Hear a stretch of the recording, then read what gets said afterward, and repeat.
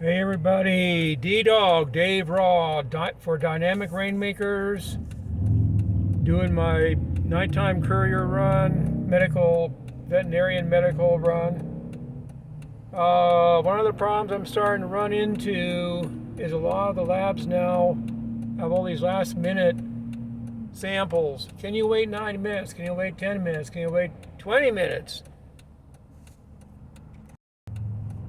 Well, what can you do? I mean, there's a certain point where you have to say no because you are on a fixed schedule, on your route.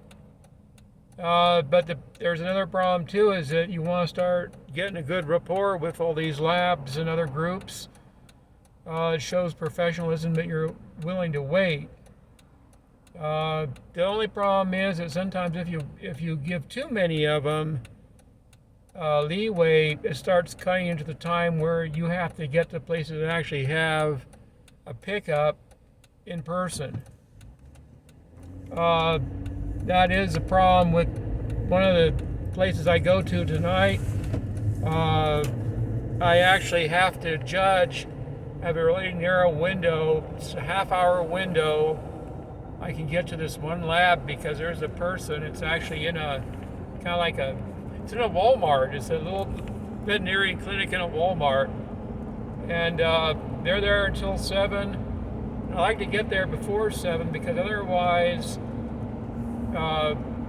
they've never used that lockbox at all ever, and I don't know how they're going to be able to do it. It's up so high; they have to climb up so high to get this thing, and it's just really hard. So I tried to take certain things into consideration, what my schedule is, and how long people are asking me to stay beyond.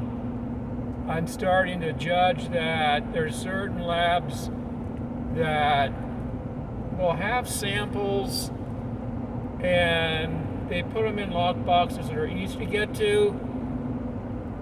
I don't have to meet them in person, but I like to anyway. But if they're not there, they do put it in a lockbox, and that's fine. I can grab it. The lockboxes usually have some type of a cooling block in it. In my coolers, I have 2 coolers. I have a small one that I use to take up to the door or go in with, and I have another one that's much larger. I just put all the samples in as I go along. It actually has some special cooler blocks in it, ice packs if you want to call them that, and that works. But you have to really judge these things so you know that people are going to be there when you get there. So it's kind of it's a challenge. Like right now, I know I'm running a little late to my next step. Or next stop. That's down in Fountain, and it can take up to 25 minutes to get there from my last point. So you really have to judge these things to make sure everything's going to be working out time-wise. So it's really weird. Sometimes people are still at these labs even long after closing. We're given little cards that have boxes on them. You check off if you've been there and knocked on the door. It's called a knock and tag. And the other one is lockbox. And the lockbox is if there's a lockbox, you go up to it and you get your stuff. You don't have to leave the card in that case. So that makes it easier. There's a lot of things that can happen on these runs. Bad weather can slow you down. Really super bad traffic, and that's been an issue the last couple of days. Can really slow you down, so you got to take these things into consideration when you're on these routes. Now it's a whole different game if you're doing on-call courier work. You go to the pickup point and you drop it off at the drop point, of course, and there's a certain amount of time you're allotted to get from between those 2 points. It's not always reasonable amount of time you're given, so you do the best you can. You know, it's depending on how you want to drive. If you want to risk getting a speeding ticket or not. I tend to use a lot of back roads that aren't too traveled by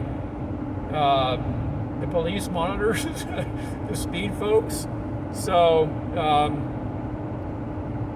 you know, it just comes and goes. Things always change in this business, and I want to make people aware of that. It's not, even though you're on a route, there's a lot of things that can happen on these routes. Of course, you're going to go to veterinarians and have people that the actual clients are there. You want to be nice, presentable, professional, acknowledge that they're there, you know, and that gives you a good image when you're with the clients, the actual vets or lab techs or whoever, because they see that you're treating their customers good. You know, those are important things.